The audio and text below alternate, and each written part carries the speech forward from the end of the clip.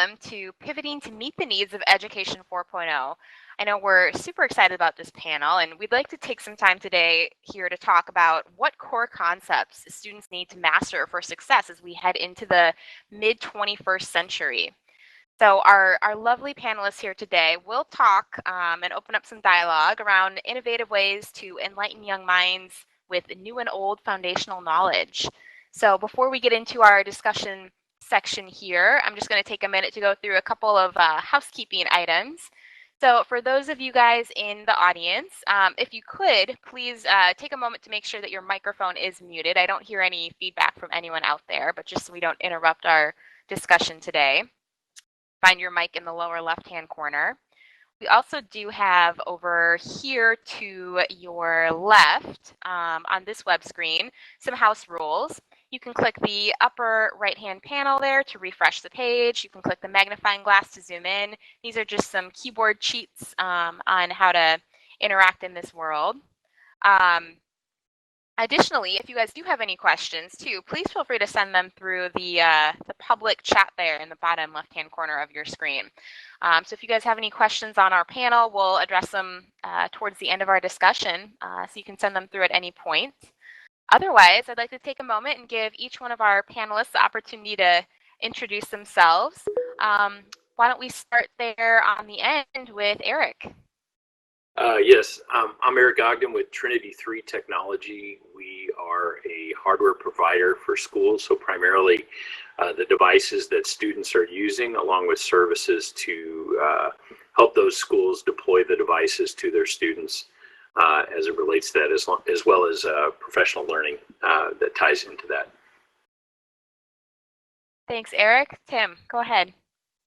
Tim Enwall, CEO of Misty Robotics. We provide a platform robot upon which anybody can build robot apps that are useful for society and or in school to either pursue projects or just learn computer science. Tim and Reem.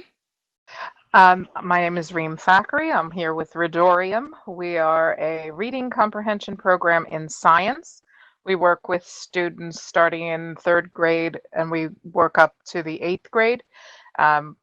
The prime time for students to lose interest in science because the reading is so difficult.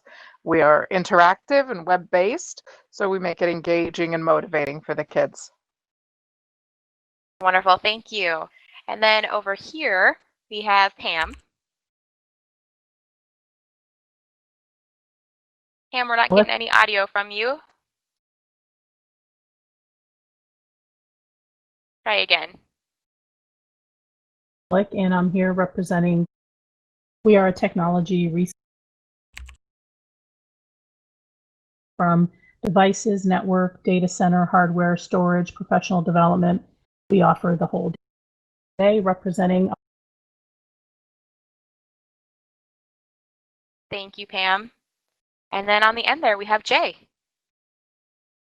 Hi, everybody. I'm Jay Gardner. I am here with BlocksCAD, development, sales, and marketing. We are a block-based coding platform that is cloud-based, can be used remotely or in schools. Our primary objective is to teach mathematical concepts as it relates to coding, correlated to CSTA, state, national standards.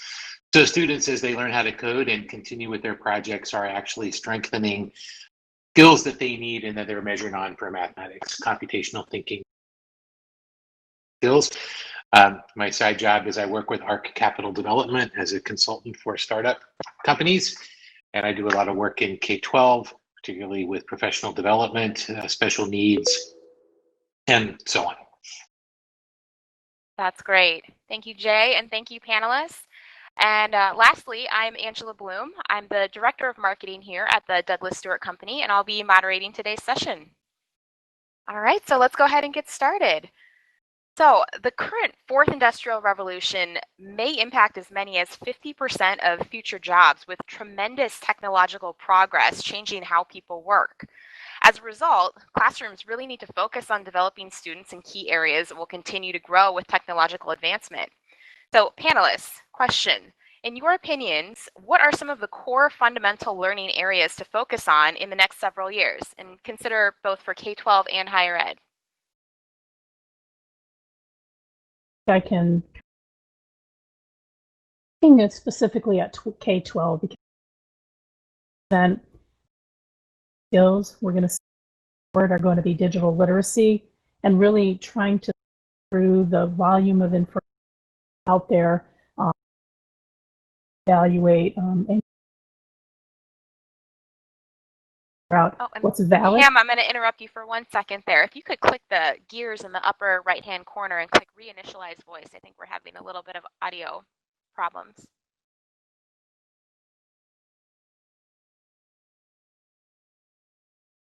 Do you want me to go, Angela, while Pam's doing that?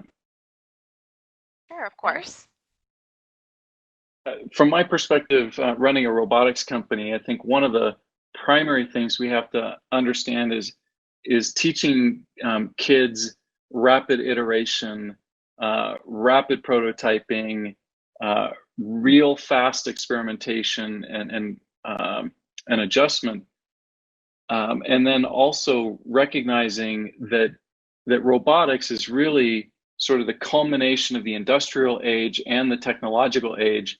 You know, a robot is very much like a car, and so you've got all of these physical aspects where you need, you know, mechanics and electricians, but you've also got all these interface and software needs where you have to have designers and creative folks and even people who are creating experiences that are sort of human-like experiences. So the diversity of experiences is incredible. So I think one of the main takeaways for me is that project teams are absolutely critical to the future, both because all of the soft skills that a project team needs is vital for, you know, working in that future, but also just for innovation and rapid adaptation. Project teams that can just constantly iterate every week, every 2 weeks are so vital. Very well put, Tim. Thank you. Can pop back over here to Pam because I think you were making some excellent points before. Yeah, can you hear me now? Can. Awesome. So as I was mentioning before, first skill I think that we really sure that our kids have the tools that they need, reliable and what's valid on the internet. They really need to be their own knowledge constructing and then organizing that.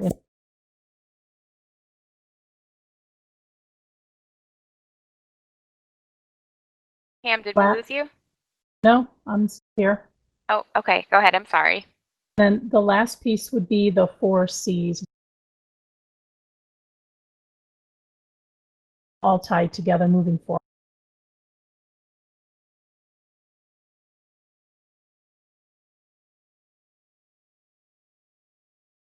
Pam, I'm sorry. I think we're still getting a little bit of audio interference from you.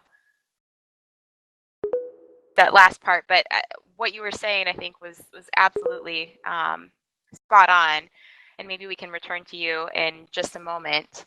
If you do have a microphone, you can maybe try adjusting the microphone sensitivity using the gears in the upper right-hand corner again. All right, but in the meantime, why don't we, one point that I did want to bring up as well is that one foundational skill that's really been growing in importance is ensuring that students work to adopt lifelong learning skills. So 2-part question for you guys. Can the lower grades plant the seeds for this type of learning by allowing students the opportunity to learn topics outside of their core curriculum? And if so, how can schools best scale current curriculum to present these opportunities? Yeah, I'd like to share a few ideas on that. Lifelong learning is massively important. Without it, the students lose their focus. They have to find their topics that interest them and that they can make real-world connections with. I think we start that off by, especially in the younger grades, by giving them the opportunity to interact with materials and information from a variety of sources so that the students can really connect to that and find themselves in their information. They can find that drive and that internal push that comes from understanding the text by itself. So, one of the things that I saw in the classroom, because I started teaching with third grade and fourth grade students, and right at the fourth grade, it's like third grade, they'd come in and they were excited for science, but then fourth grade, all of a sudden they have a textbook, and that spark just kind of dies because they don't understand what they're reading. It's difficult for them and they need that guidance. And I think that there's a gap that we need to bridge between our STEM curriculums and our liberal arts curriculums. So, English language arts, we have to really help the English language arts teachers in guiding the students in how to mine the information out of the books that they're reading. That comprehension piece is important for that lifelong skill. Otherwise, they're not going to be independent learners if they can't read it, if they can't understand it, if they don't know where to go to find it. Those are great examples. Thank you. From any of our other panelists? So I'd like to just jump in here and remind everybody that supports what we've already talked about, is that kids, particularly early learner kids, are really creative, good at trying to find things that they really, really like. And in order to be, in my view, a strong lifelong learner and be able to maximize that, is to really allow them to run with what they know. Allow them to create, allow them to build, allow them to do things that's important to them. And then you can wrap around the other pieces of core curriculum around that piece of them that is truly their heart. We have done a really good job in education of quashing that creativity in the past. And I think with STEM and STEAM, we're able to open that up in a way that we haven't really in the past. But we are also at risk of pushing that technology and just that science and engineering component so hard on kids that don't maybe want to do that, that it takes some of that other creativity away. But also we can show those kids that are real technologically oriented that there is an art and a creative sense to that that really can help them bloom and blossom. So I think that's really the way we create lifelong learners, is to not quash that spark that often exists within our young people. I completely agree with Jay. And I also think it's a mindset component within that as well, is, even though they're learning something that may not be their favorite or they may be struggling with at first, it's really about that mindset about how they're going to actually perceive that learning. I also think that, in terms of creating, like what Jay had said, creating those lifelong learners, I think it's important that the power hours and those passion projects, that even though that, there's certain curriculum we have to teach them, how do we take that curriculum and fold it in so that it becomes part of their passion work? Amazing points, both of you, yes. So kind of going down the road of STEAM STEM a little bit more, how do STEAM STEM curriculums need to adapt to a potential hybrid learning model?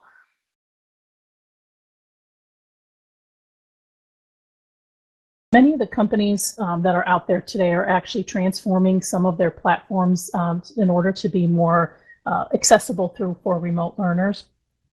But I also think that the core skills that are taught in STEM and STEAM, doesn't matter where the student is learning. If you're going to embed computational thinking, for example, it doesn't matter if they're learning in the classroom with a robot or if you embed that into other curriculum when they're learning remotely. So I think that's one way that we can move forward with that. I think the lessons that our teachers are teaching need to have options for those that are not only learning, doing distance learning, but also low tech. We are seeing the need for some low tech options for the lessons that the teachers are teaching, especially for rural students who are having to learn on a device from home and maybe are not connected to the internet. Having those options, I think, are paramount to being able to reach each and every student in the middle of this pandemic that we're dealing with. Eric, you bring up a really great point there, and that actually kind of brings us down the path of discussing equity in education. So just shifting gears a little bit, what does educational equity look like at the district, school, or classroom levels? Well, So there's a good. lot of different ways that you could really address equity. It really depends on the definition that you're going to use to look at it. Some people would say that everybody in a classroom having access to a device is equitable, but that's just what they own and what they have the ability to use. It doesn't really speak to whether or not they all have knowledge to be able to use that technology effectively. So equity with technology is not just what you have, it's about how digitally literate you are and what your ability is to be able to use it. That's an Also excellent point. about, yeah, so Pam, I totally agree with you. I think that it's really important to also bring into the fact that we're at a juncture right now where equity, the divide has a great, we're at great peril of making it broader.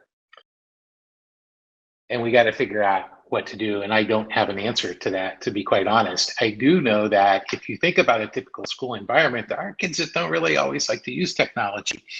And you can create a gap there by forcing kids to do things that they may not be comfortable with. So having to be creative in a classroom and teach kids who are all maybe approaching the world from different places, now we have them not only in different ways they approach the classroom or classroom learning, they are now physically in different places. And we have to be able to be very, very creative to reach those students using the technology that we have to reach them, even though they may not have the technology at hand to apply learning. And that's really what equity is going to look like, is how do we reach those students in whatever way we possibly can, because many of them aren't going to be connected way that others are. And if we don't figure out a way to reach those kids, then we're just going to drive a bigger gap. That's very well put. And one of our audience members, Sherry, adds a great point, adding that content really is critical when it does come to equity. Panelists care to comment on that as well? Definitely. The students need to be able to see examples of themselves in what they're reading. They need to be we need to be more globally minded as we pull out that content and we bring it to the forefront for our students to read. If girls are reading just about male scientists and not looking at female advances in science, then, we're kind of already pushing them to the back. If people of color don't see that other people of color are making strides in their advances and efforts, then what's to make them feel that they can? So we need to be able to get that type of content and material to the students. I think we also need to be able to engage the parents to a certain level, especially since we're talking about kids working from home. There are adults in their lives that are around them that are affecting the way that they're interacting with their classes online. I see it in my own house with my children. I have middle schoolers. Well, I guess they're high schoolers now going into the 9th grade. And if they don't understand something on the computer, they immediately come to me for extra support because the teachers aren't geographically available at that point. So we need to be able to reach out to the parents as well.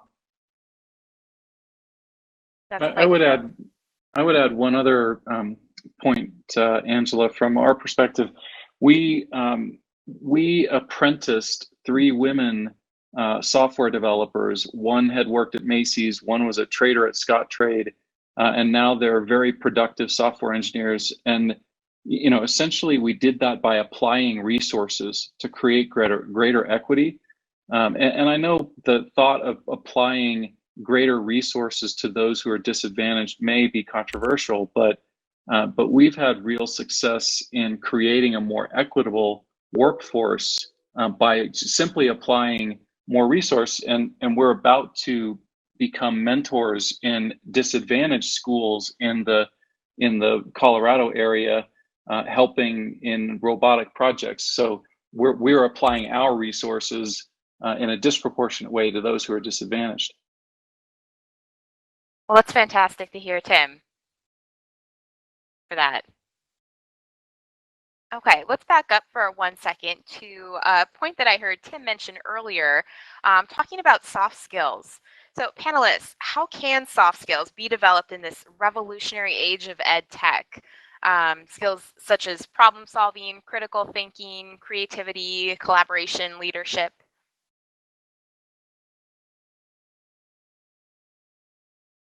I think it's mostly by coming together. I really do. And in an online environment, that makes it even more challenging. But I would really encourage maker spaces and projects in those maker spaces, um, and doing whatever we could in a socially distant way to bring members of a project team together in a physical space, because there's nothing like working on soft skills by other than being together and working through conflict and creating collaboration and working on leadership concepts and using the learning environment to figure out what you did that didn't work, and adjusting to that, which is all about critical thinking.